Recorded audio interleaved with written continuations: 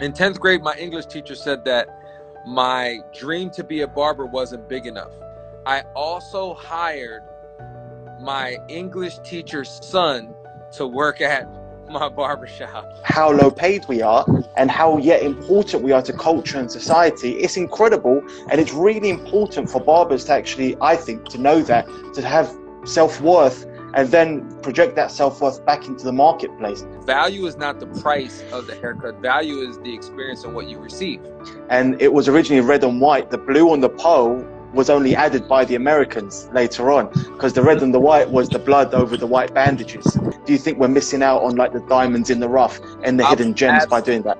The guy who was convicted for drugs came back and worked with you for 11 years. Serve your needs by serving the needs of others first. When you can't wait to serve, people can't wait to receive your service.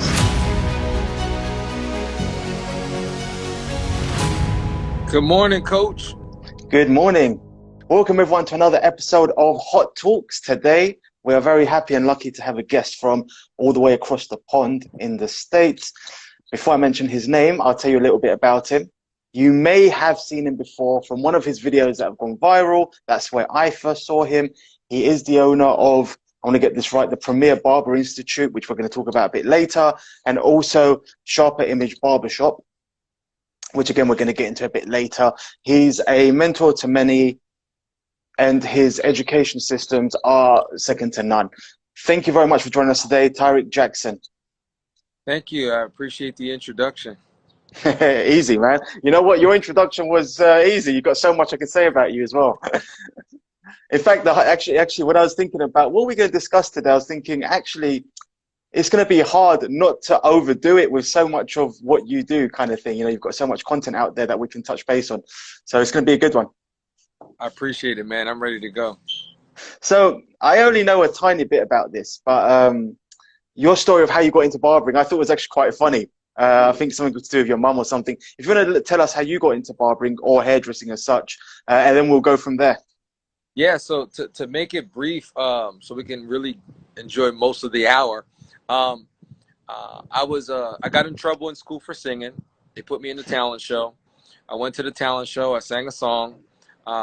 It was for Black History Month, and a guy in the audience invited me for a ride home, to take me home. He knew my family, so my family obliged and said, "Go ahead, it's fine." I went with him, and he went past his barbershop. He happened to be a shop owner in town, and when I had went to him, that Monday, the shop was closed. Traditionally, shops were closed on Mondays, and I went back on Tuesday. Yeah.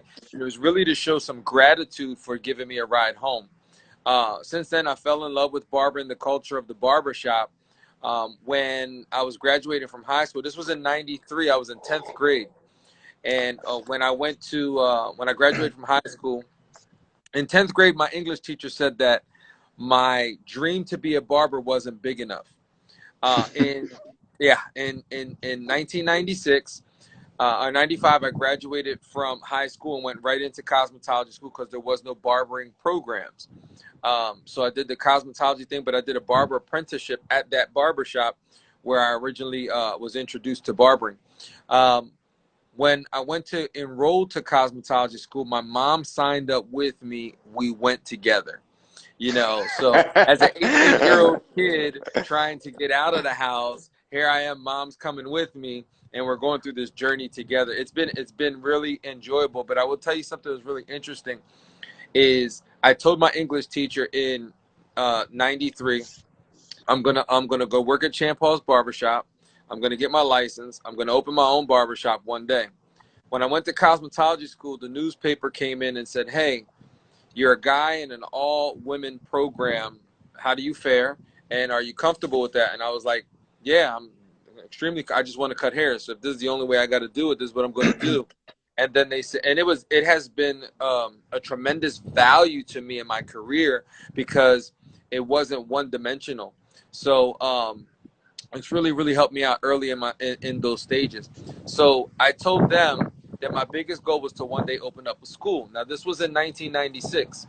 So moving fast forward, in 2003 I opened my first location. In 2005 I opened my second location, and in 2005 I also hired my English teacher's son to work at my barbershop. No way. Yeah, so that's pretty much the journey. I mean, in between that time, I won a $25,000 hair competition. I've Oh, worked at really? schools. I've traveled all over the country, worked for different brands, and then in 2013, to bring it full circle, I opened Premier Barber Institute. Cool. Okay, so I'm going to go back for a sec. So just to clarify, there's a lot there actually. You did a good job making it quite brief. So when you said you went into cosmetology school, so just for some of our viewers that won't know from the UK, just in case you don't know what cosmetology school is, would you like to let us know? Because that's not obviously barbering for us. That's a bit more. It's like a hairdressing school, but also you incorporate a lot more beauty as well, don't you? Yeah, so I had to do nails, I had to do makeup, I Yeah. had to do perms, I had to do hair color. So it's all beauty school. They spend a day and a half, 2 days on men's clipper cutting, but I was already doing an Mm. apprenticeship at the barber shop, so I was able to blend and bridge the gap between both of those both of those separate professions in the same industry. It's funny because you obviously didn't want to go to cosmetology school initially. You wanted to go into a barbering school. Is that right? Yes, correct. So don't you think that actually kind of played out quite well for you because you probably learned a lot more skills doing it that way. 1,000%. Yeah, it's funny how these things work. So I was actually discussing this with someone the other day, and the industry over here in the UK, I think the barbering over the last 8 years, decade maybe, has gotten way more stronger, and well, as it has globally. But I think a lot of it also attributes to the fact that there's been a lot of hairdressers that have moved into barbering, so that way the skills have been a bit more Yeah. intermixed, and we're benefiting from that way more now.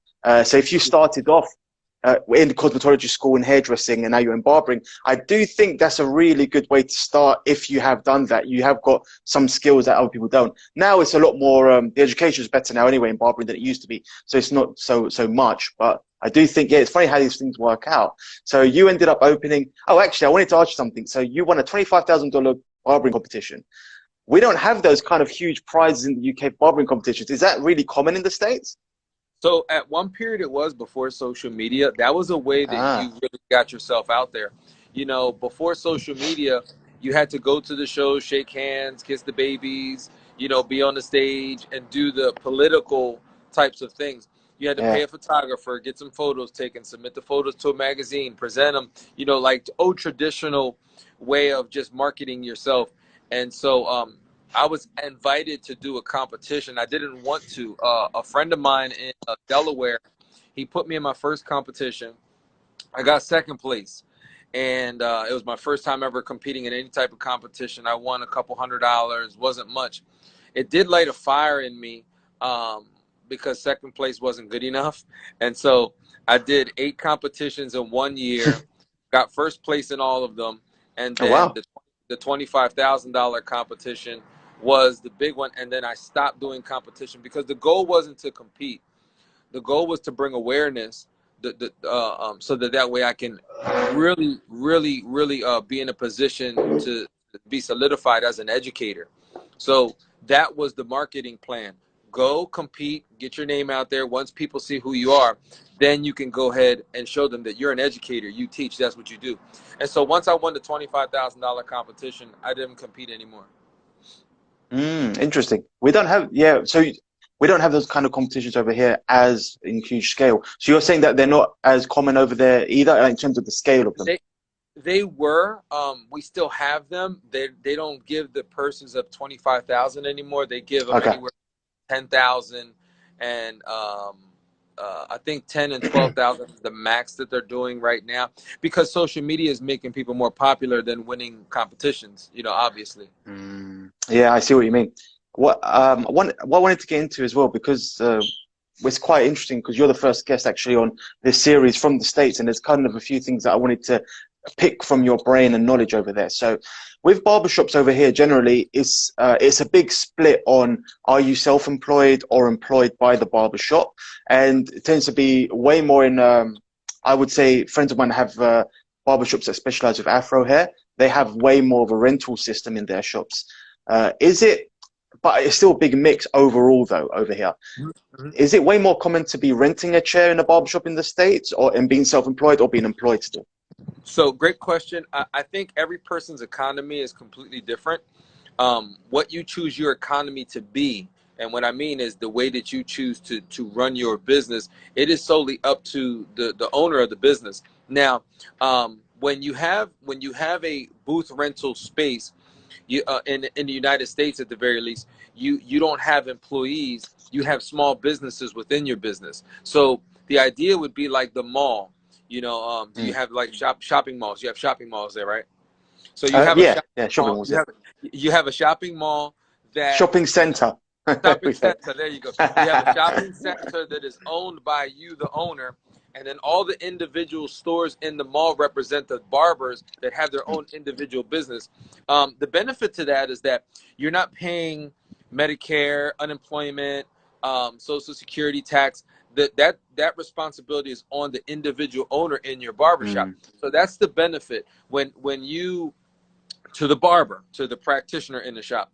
When you are a business that has percentage base and you have employees, then you're responsible for everything. You're responsible for taxes, you're responsible for payroll, you're responsible. And then you have more overhead, which then gets into how you do percentages for your business and how you're able to monetize off of the individual. There are some creative ways to do that in booth rental as well. However, um, it depends on where you are. The city I grew up in, there's one barbershop um, um, that is a percentage based shop for the most part.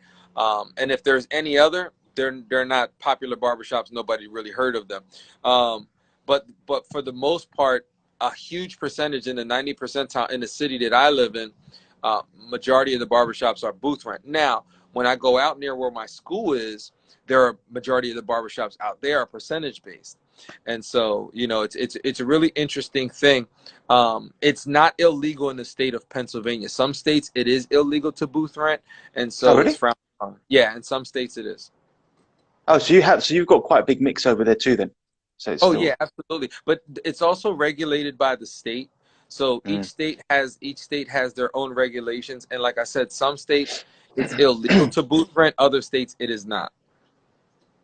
Yeah, we don't have that over here. It's just blanket across the whole of the UK. It's the same. Either way you can do it. It's not an issue. But yeah, it is. I would say over here we're seeing way more barbershops as they're developing, employing people under payroll and stuff like that, which I think is quite interesting. It's quite nice. What do you tend to do with Sharper Image? What's the most popular thing there that you could do? We're very diverse. I mean, where I live is a very diverse community, so we don't have like a trend that we do all day long. It's not this is what comes in constantly. It is extremely diverse, not just from the practitioners that we have working for us, but in terms of the community that comes in and supports us. It is extremely diverse. I mean, African American, white, black, Spanish, straight hair, curly hair, wavy hair, I mean, dreadlocks. I mean, it Mm. is completely diverse. We have politicians, state officials, pastors of churches. We have high school kids, athletes. It's extremely diverse. I'm in a really great community that embraces diversity. So there's not the segregation of the business. I mean, my barbershop was the first barbershop in town to have a female barber. She still currently works with me. She's been with me 16 years. And she doesn't want to own. She's happy with the money she's making. She's invested her money in other areas. She doesn't want a barbershop. She doesn't want to own and manage. But we've had at one point 5 women that worked for us in the barbershop. And so, it's just really, really a diverse group, which really helps to cultivate the type of experience that you want in your barbershop. It creates a different type of camaraderie, a different type of experience. It's the one place in any barbershop for the most part, but because we're so diverse, it's a place where a kid or a guy who's unemployed but is using his scraps to get a haircut so he can feel good about himself and look good can sit next to a millionaire in the barbershop who owns a corporation, right, that would normally in any other circumstance wouldn't communicate with one another. But because they're sitting in the same environment, they have a commonality as the barbers and the barbershop. And I think that's one of the things that really helps when you have such a diverse group of people. Yeah, I hear that for sure, man. I see it all the time in the shop. It's actually quite amazing when you think about it. It's quite cool. So this is a really key question, actually. I've been dying to ask someone on the show, and I haven't asked yet. And I think about this a lot, and I think this is really important. How do you think, the barbering industry in general, how can barbers make more money? So how can the barber industry make more money as a whole industry so they get paid better and stuff like that? So, that's a very vague question. So I think the Mm, question is it's a more complex answer to a simple question, if you will. And what I mean is there are certain things that standards are based on. Value is not the price of the haircut. Value is the experience and what you receive. Okay, you can go to McDonald's and get a $2 burger, or you can go to an upscale gourmet burger joint and spend $15 on a burger. It's the quality over the quantity. It's the experience that you get. It's some of the other added amenities and things like that that kind of help to really validate a price point, and people will pay for what they want. The haircut is only as good as the person that wants to pay for it in reality. So some of the things that I think need to happen in the barbershop when it comes to raising prices is an increased value of the experience. That's one of the bigger things. What other amenities are you offering? I don't drink alcohol, so pubs isn't important to me. My father was an alcoholic, so there are people who battle with addiction, and so I don't want to be the cause of somebody's relapse. So my barbershop doesn't offer a pub style service or even alcohol. So that's something that I don't do. It's an added amenity in some barbershops that's associated with a cost. Obviously you're going to add it to the price of the haircut. But I think right now where we are in the industry, I think most businesses that are going to grow, especially because of COVID-19, is going to be on how you market your sanitary and safe practices in your business, because people want to know that they're going into a safer environment. They don't want to feel uncomfortable. You might have the most amazing experience, but I think people's priority right now is safety. yeah, yeah, it's going to be quite an interesting one coming up. I already see people putting up pictures on, don't worry, when you come for a haircut, we're sanitizing this, we're using this, that, and the other. What I mean is, and I'm not sure how it is in the UK. I can only speak for my area. When you want to go into a grocery store and they're only allowing X amount of people in, and there's a line outside to get in, Mhm. people are Yeah. aware that that is uh, a precautionary measure, right? They're aware of that. When you go into a store and then there's a 6 feet distance, that's precautionary measure. Before you would go to the grocery store, to the local convenience store, and people were smiling and waving and speaking to one another. Now you're in a place where, because you have a mask, you're either smiling underneath your mask and nobody sees it, right?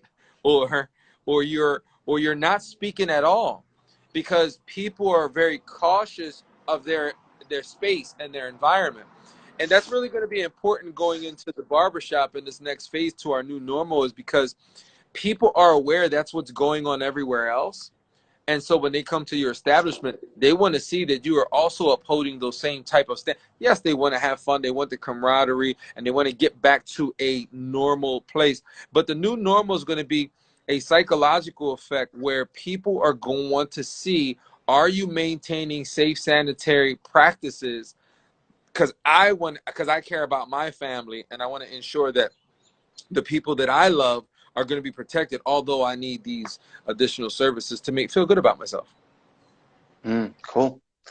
I've I said to you before we got online that I saw one of your videos, which is how I came across your profile. So the video that I saw, which I'll let you know about now, was the P Diddy video. talking about barbers and how much he charges and stuff like that.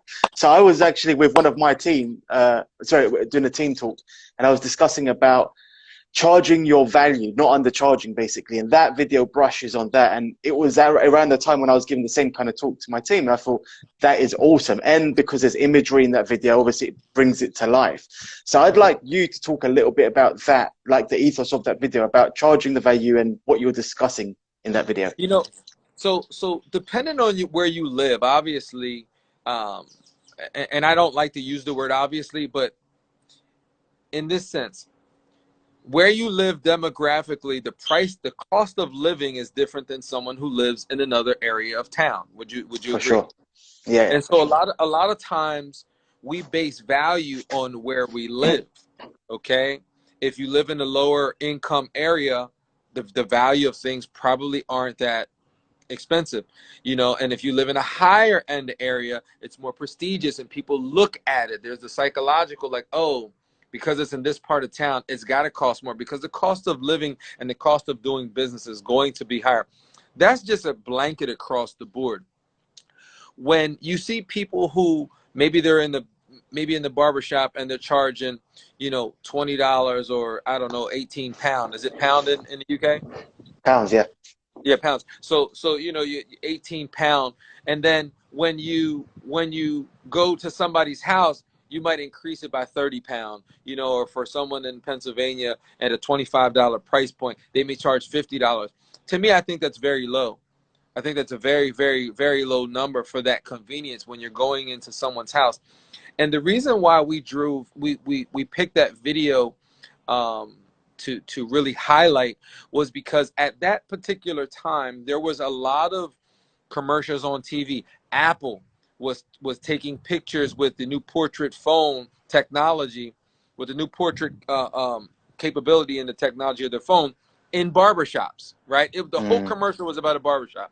And then you saw some of the cellular companies that were using barbershop as the catalyst to promote their technology with their phones. So you kept seeing barbershop, barbershop, barbershop, barbershop.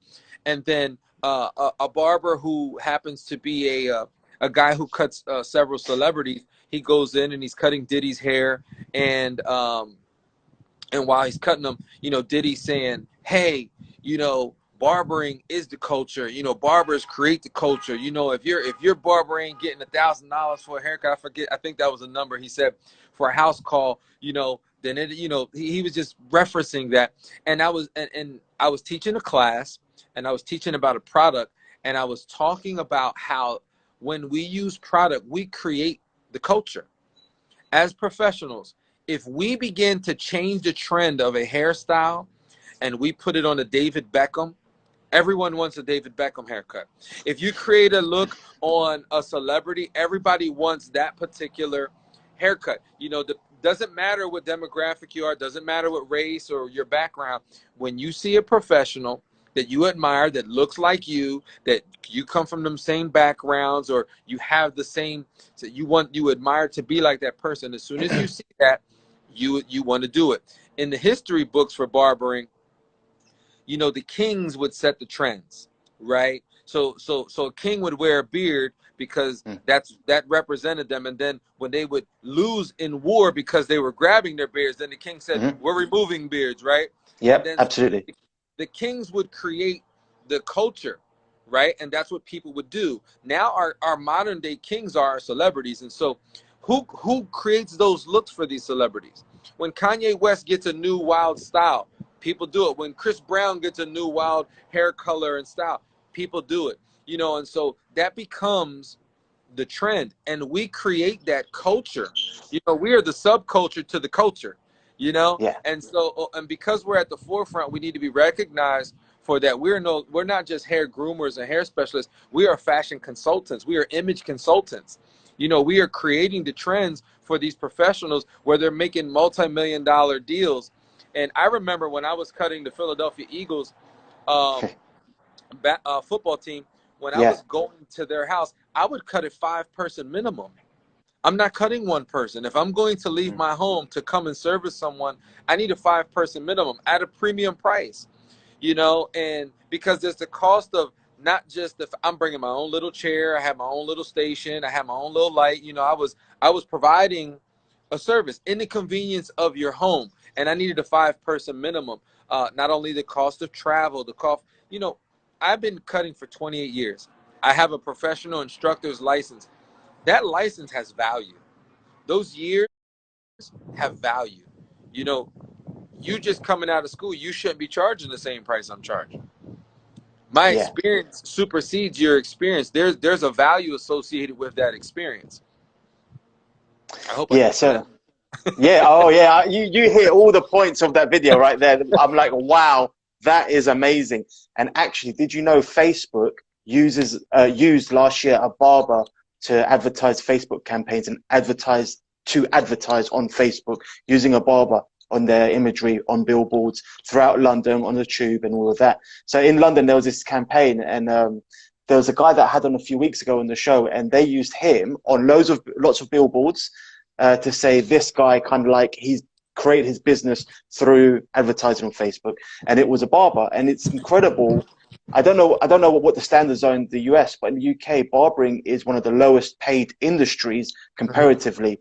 So when you think of it, how low paid we are and how yet important we are to culture and society, it's incredible. And it's really important for barbers to actually, I think, to know that, to have self-worth and then project that self-worth back into the marketplace. I think. Um, Well, no, I think you're spot on, and I think that your idea of what it should be, you have to remember going back into history, the barbers served the royalty, right? We were recognized, you know, um, Barber Marmaille or Marimot, however you would pronounce it. Different people pronounce it differently, but there's a statue of him that was engraved in his image as the barber who served the king. The only barber. We have the oldest professional, recognizable mhm, profession with a symbol in the yeah. world. You know, Yep. it's recognized regardless of your language. You can go to any country, recognize a barber pole, and know what that profession is. And whether you speak the language or not, you can walk in and just sign language and say, "Hey, Yeah. you know, I cut hair too." You know, people are like, you know, it's like a brotherhood. We're connected. We're bonded by what we do, and you know, we have to get back to that. And a lot of it has been lost because we have devalued ourselves. We have stepped away from some of um, our historic truths. You know, when you go to a medical practitioner, their jargon, their attitude, the sanitary conditions, the behaviors, just the atmosphere itself is completely opposite of our business. You know, you have barbers who smoke in the shop that don't wash their hands and it smells like smoke. You know, I have no problem with tattoos. I love the fact that we are in a creative industry, but a lot of times that doesn't give us the best overall image. You know, and so there are things like that that kind of hold us back. And listen, I love tattoos. I'm an artist. I love art, but there's a way to go about it and continue to have a high level or a high standard and how we're viewed. But it's more about what we are offering, what we're creating. And when someone comes in, if you can't speak a certain way, and what I mean by that, instead of calling it a haircut, right, it's a grooming service. Mm, It just sounds more expensive, right? It, it, yeah. it is it is preventative maintenance. It sounds more expensive. So it's things like that that really separate you from the guy who's just a hair cutter. You know, and even some of the barbers in our profession, you'll hear them say, "Well, I'm a barber." You Yeah. know, and they say it almost sort of in condemnation to themselves, like, "Well, I'm just a barber," or, you know, "I'm a barber." You know, and I get it. Our industry is also an industry of second chances. You know, we have ex drug addicts, ex, you know,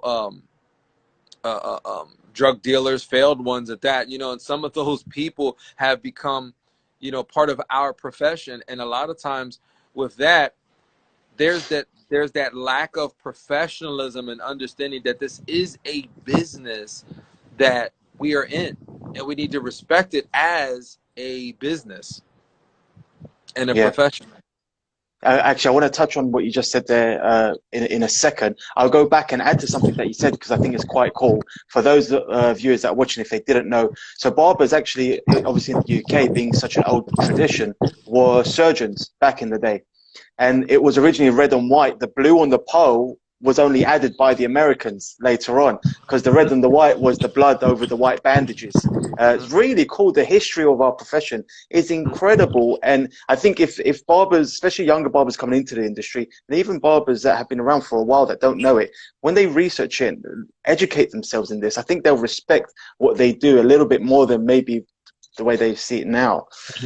You mentioned about giving people second chances. So following your stuff on social media, I'm aware that with actually this will bring in your academy too, your school. In your school, the Premier Barber Institute, you guys take in a lot of people that maybe have been forgotten by society. Is that right in saying it like that? And also, sorry, I want to add one more to this so you can keep going. Those people that you're taking in and giving them like second chances as such that maybe society has kind of overlooked. Do you think that we're kind of missing out on some gems there by overlooking them stereotypically in the industry?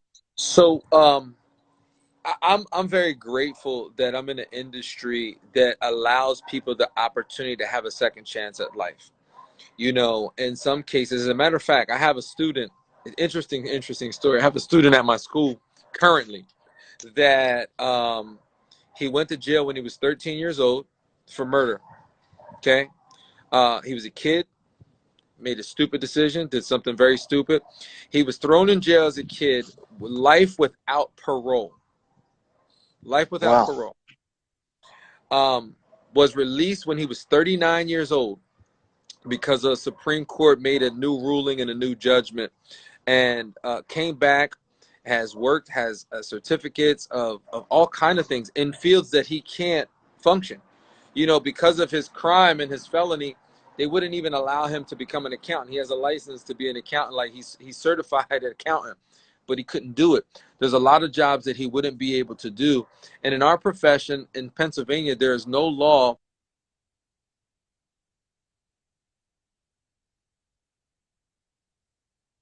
Oh, we lost you. There, Ah, there is no law prohibiting a barber in Pennsylvania to be a professional barber. And so it gives people a second chance at life. And yes, I do absolutely think that when we look at people and we kind of look at them as outcasts, and we don't understand that they also have value to bring to our society. Let me tell you something.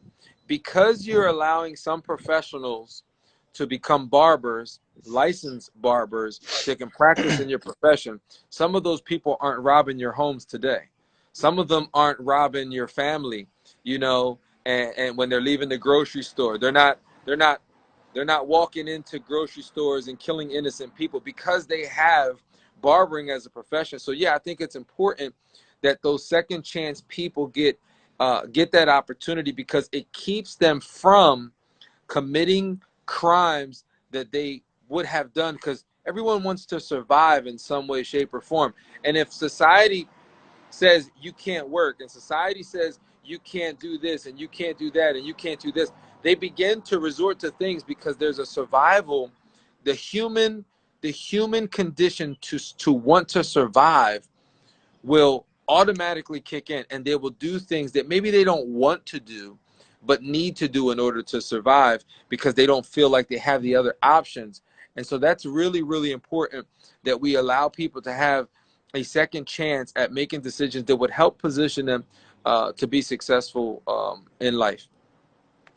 yeah, man. I remember I was lucky enough when I was a little bit younger than I am now. I was working under a guy very, very similar to you all round. And actually, even the way he moved through his shop, his stature, and the stuff that he said in his psychology, so similar to you. I was lucky that I had a good 5 years with him, actually, some years back. And his shop, huge shop, he would hire anyone. And he loved people that other people wouldn't hire. And I have to say, they don't always turn out to be your best Correct. employee. It's but that's with everyone anyway. It doesn't matter here. Yeah, but he had people there. I mean, that would really be hard workers and really Yeah. commit to their trade. And these people were the people that other people potentially wouldn't be hiring. It's so interesting. And I still see today, even when I've been working with other big companies before, we don't hire people stereotypically. And I think that's a big, big loss there, which is why I was asking you, do you think we're missing out on like the diamonds in the rough and the hidden gems by doing that? Absolutely. Listen, some of the best guys I've had working for me at the barbershop were ex-parolees. I had a Mm. guy who called me from prison. I had two guys that called me from prison. Well, I had a bunch of guys that called me from prison, but there are two guys in particular that wrote me letters, called me from prison, and one guy in particular, his name was Edwin Perez. He called me and he said, "Hey, I was a barber before I went to jail. I made some stupid decisions. I lost my job. My reputation is shot. I'm wondering if you have an opportunity." I had an empty chair. He said, "I don't get released for 3 months." And what I did is I held the chair for him for 3 months. Wow. Like I said, I won't hire anybody else. I'll wait till you come home. He came home. He worked for me for 11 years. He Wow. was he was phenomenal. He was there on time. He was early. His outlook and his perspective on life has shifted because of his experience. Okay, and he was very gracious and appreciative of that opportunity, and he's just one of a few guys that it was interesting because the he's one of a few guys that the state parole board would allow to work at my barbershop.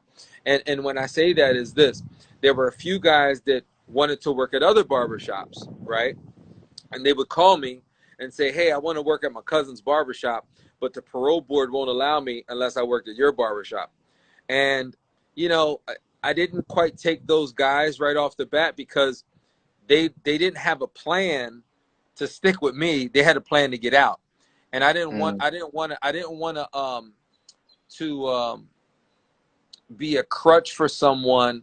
So if I'm going to put my name on it and sign off that I'm going to be responsible for this person when they come and work for my business, I need to know that I can say that with conviction and a surety that I'm going to make sure that this person is going to be doing what he needs to be doing at the best of my ability. Not someone who's going to be with me for 2 weeks and then leave and go with his cousin, and then I don't see him and then he gets in trouble and then I lose my reputation with the board. So that was some things that I used to do. And some of the best employees I've had were convicted felons. I have an instructor who's a convicted felon right now. And like I said, I have students. I had a student that came from prison 10 years. I have one right now from 13 to 39. That's a long time to get thrown away and forgotten about, Yeah. and then have the opportunity for a reset, a reset on the outside. He already reset in his mind on the inside. Okay. He already reset on his mind on the inside, but coming outside and having that reset and knowing that people are there to support you, encourage you, believe in you. It's just a tremendous story. The interesting thing was I knew that kid. I knew the guy when he was 13. We used to hang out as Really? kids. Yeah, he came to my school and I didn't recognize him. He didn't recognize me.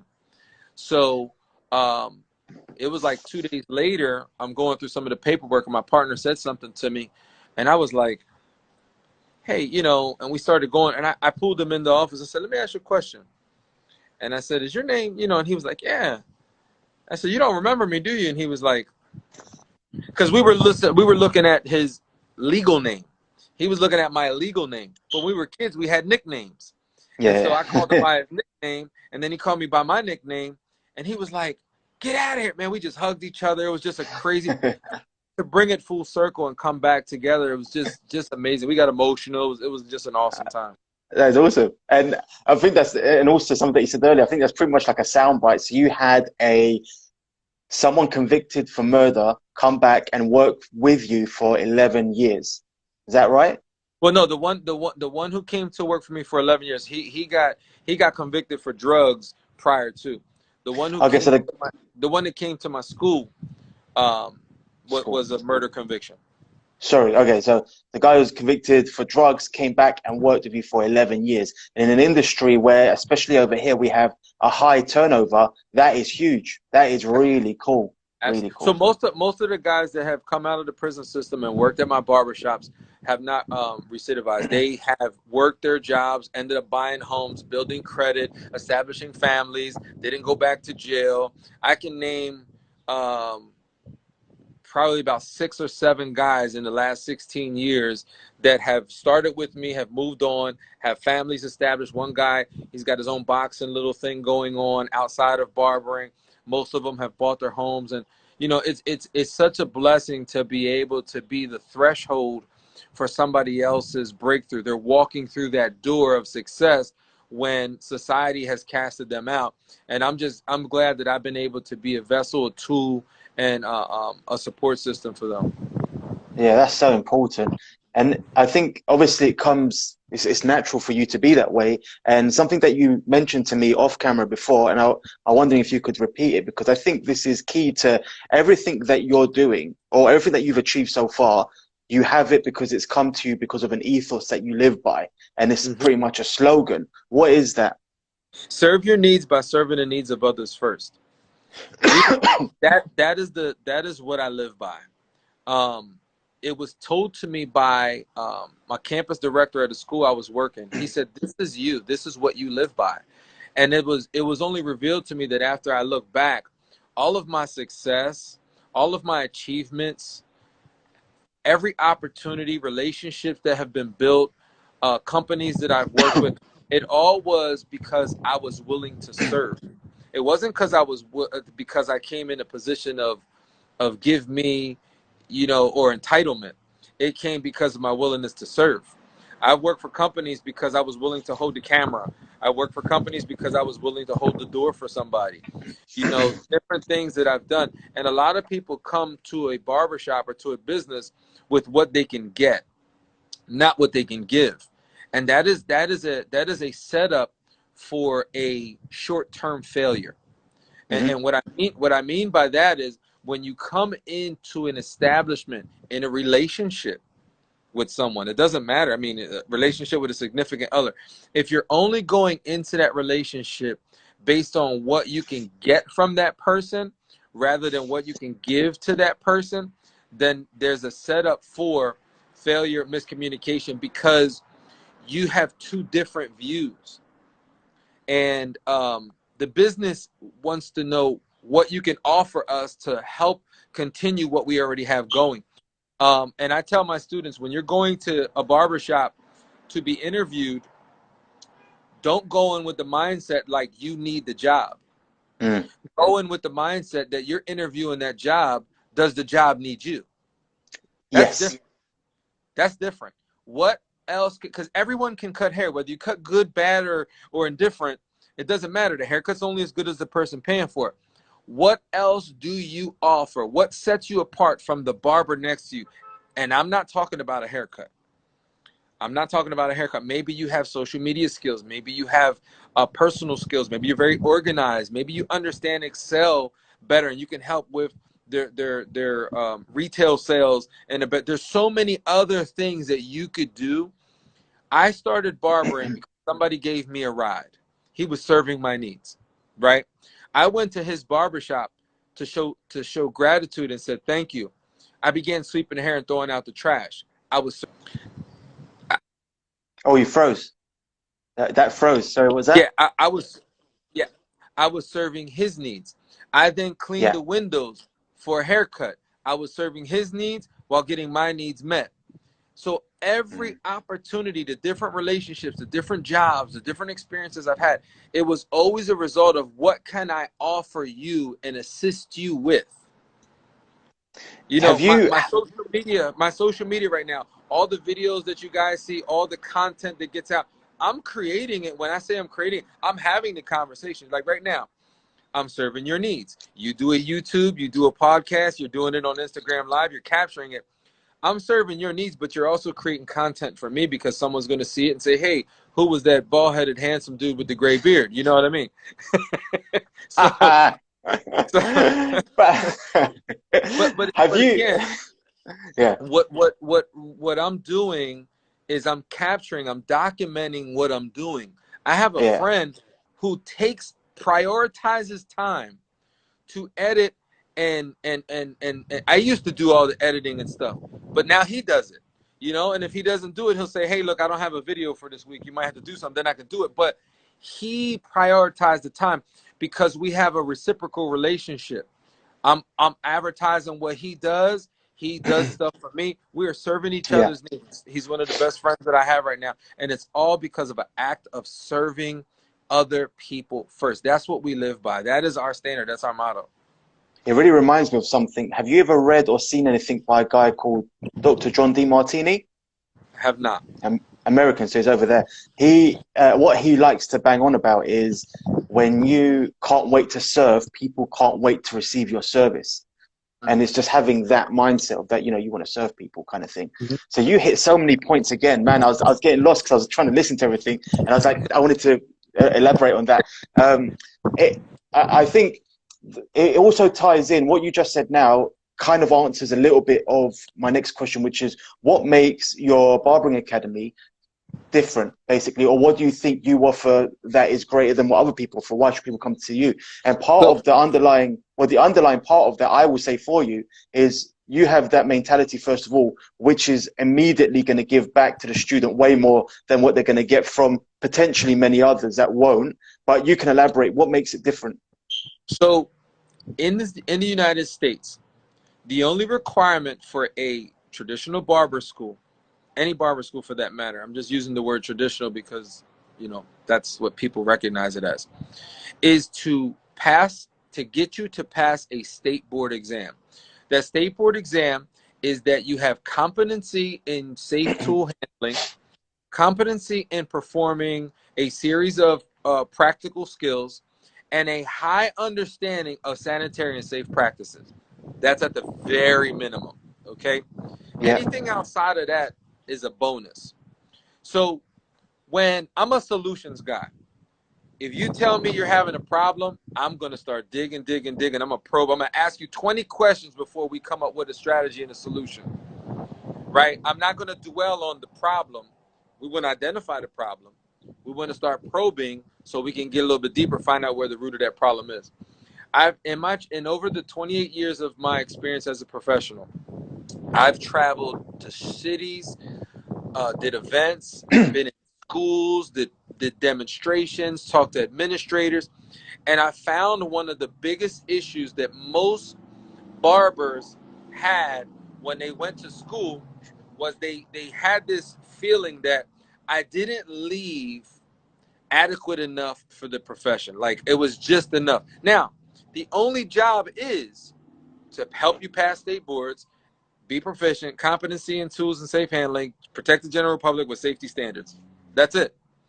If your school did that, then you went to a really good school, period. If your school went above, if you had one teacher that went above that to give you a call when you were dealing with something emotionally, to help you with a service or teach you something new or tell you about your finances or change your mindset, your negative outlook on life, then you got a bonus in education, okay? I believe what sets us apart is we don't even focus on state board. It is a part of our practice because you're going to get it as you go through the program. We focus on mindset. We teach finances. We teach financial literacy. We teach credit. We teach how to edit film. We teach social media. We teach what is going to prepare people for the real world when they leave. Now, are they going to be a high proficient barber that's going to be better than someone who's been 10 years? I can't guarantee that's going to happen in every case. However, you're going to have yeah, a much deeper level of understanding and you will be proficient in a lot of different services. Anything you do, whether you go to culinary arts, if you go to auto mechanic school, you want to be a painter, a carpenter, any profession, any trade that you go into, you get better with time. And the better people you surround yourself with, the better you become.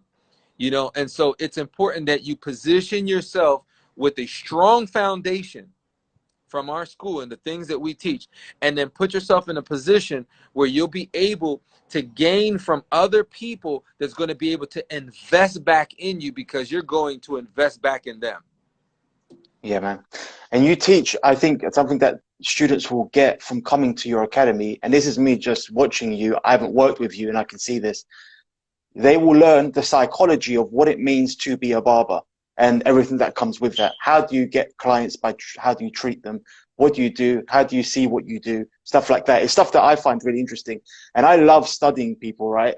Partly which is why I love this kind of work that I'm doing now.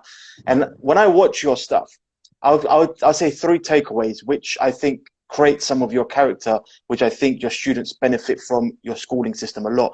And these 3 things I feel I've noticed, and I wrote them down earlier. It was 1, I think you try to respond to as many people that try and reach out to you as possible. And some people might think, how does that help me as a barber? Trust me, it's part of your makeup, right? That leads on to other things. Secondly, is you're always looking on how to add value to other people. And thirdly, you allow yourself to be vulnerable. I think those 3 things are really important to your really makeup. Good. That's really good. You like that, yeah? I was writing a few things because I love studying people. And like I said earlier, I worked with a guy that was really similar to you, or worked for a guy. And I think when you study people who act in a certain way, they act it in every way. The way they talk, the way they interact with people, the way they walk through the shop, I can tell immediately. And I could see these things in you just from your clips. And I think your students are going to benefit from that loads because it crosses over into so many things that they're going to get from your school. And I want to kind of wrap up really soon, but I want to ask you something. Do you have mentors that you Absolutely. study or that you look at? And is there any that I may know of or that we can look at? So there has been, it's interesting because I'm writing a book right now. And Awesome. in the book, I'm talking about the 4 pillars of men and the 4 pillars of women that have really helped to shift my thinking. And I'm always looking for a coach. Right now, I have 2 people currently in my life that they push the mess out of me. You know, Eric, who does technology and app development, he pushes me to just, he's like, nah, that's not good enough, you know, and he'll insult me in a way, but his heart and where he's coming from is a good place, you know. And then 10 minutes later, he'll laugh and say, I'm just messing with you, bro. But, you know, but it's his way of pushing me. Yeah. My friend Eddie, my relationship with him from the Finest Barbers and the Dash for Him brand. Our relationship, man, is just, it's incredible. He'll tell me, he'll send me something and say, your Instagram sucks, it needs to be better, right? And I'm like, man. And then he'll send me some tools to help make it better. Take a look at this, you know. And he's always challenging me. But our relationship is deeper than a haircut. It's deeper than social media. These guys love and care for me, and I love and care for them. They've been a tremendous asset to the last several years with Eddie. I would say the last 16 years of my growth, professional growth and development. With Eric, it's been the last 5-6 years with my professional growth and development. Also on the technological side, just being tech savvy. It's just been a dynamic experience. So yes, I have mentors and I have humility. Sometimes people get so big that they think that they don't have to listen to people. And because you've been successful in other areas, you think you don't have to listen to people. But I'm, as much as I talk, Tyrik Talk Tuesdays, I do lots of listening as well. And I need people like that who don't always say yes when I have an idea, but will combat it with perspective and say, no, I don't think that's a good decision. It doesn't fit your mission. It's not who you are. And, you know, we really need to think about, is that the right direction we want to go? And it's good to have people like that. So absolutely. So guys, you're hearing it from the man right here. It's good to have mentors, people to check you, put you in place. Even if you think you're dominating in a certain field or you're smashing it at the moment, as we say in London, it's good to have people there. So who you hang around basically in your group is very, very important. I want to wrap up. Man, you know what? This is really frustrating. I could have gone on for ages with your stuff, to be honest. Dude, it's been emotional. We'll do a part 2 later on. We'll do a part 2. Get people excited. Put the content out there, and we'll schedule a part 2. Dude, anytime, and I mean that. And also, when your book comes out, please let us know. I want to do a little segment about your book, and we'll talk about your book at some point. I will definitely buy it when it comes out. Please message me. I'm happy that we've connected now. We'll definitely stay in touch. So I want to put on the YouTube link that's going to come out later on. I'm going to put some links on for how people to get in touch for your barbering college, because I know it's one of the most successful barbering colleges at the moment in the States, or one of the most sought after. So that would be really cool. If you could send me that over, we're going to have that in the link in the YouTube video. Absolutely. I want to say thank you very, very much, guys. If you're listening, if you're going to watch this on YouTube, please hit subscribe so you can see the videos that come out every week. And then hit like, follow House of Thrix on Instagram. Check out Tyrik Talks on Tuesdays. What time is it, Tyrik, your talks? So they're 9:30 a.m. Eastern time. 9:30 a.m. Eastern time. That's 2:30 your time. Yeah, cool. Perfect. You done it for me, the math. Well, I did a live while I was at Buckingham Palace last year. Oh, yeah? So that was awesome. because it was 9:30 my time, it was 2:30 your time, so I made sure that I was on time. It was at Buckingham Palace. Buckingham Palace, yeah. Cool, man. That's excellent. So Tyrik Talk Tuesdays. Check it out live on his story. I'm going to tune in next time. If I don't kill me, but I'm going to be there. I've committed now, so people will know if I'm not tuned in. You'll know. For anyone who doesn't know, I know we have a minute before this goes. This Thursday, tomorrow evening, it would be 8:30 my time, 8 o'clock my time, and 9 p.m. my time. So if you get a chance, we're doing panel discussion on how to re-enter back into a new normal because of COVID-19. I have influencers and educators all over the country tuning in. We are doing this as a panel discussion on Instagram. Stay tuned. Awesome. Guys, stay safe, stay blessed. Thank you so much, Tyrik. Keep safe, and we'll speak to you soon, guys. Thank you so much for tuning in.